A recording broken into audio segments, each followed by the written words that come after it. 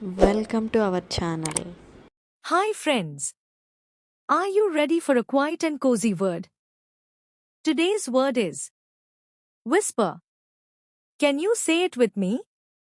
W H I S P E R. Whisper.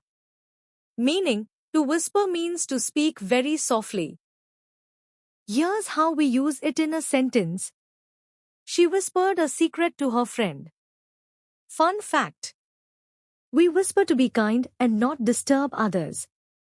Can you practice a whisper? Say hello as softly as you can. Thanks for whispering through today's word. Keep learning, keep exploring, and keep on whispering. See you next time. Thanks for watching.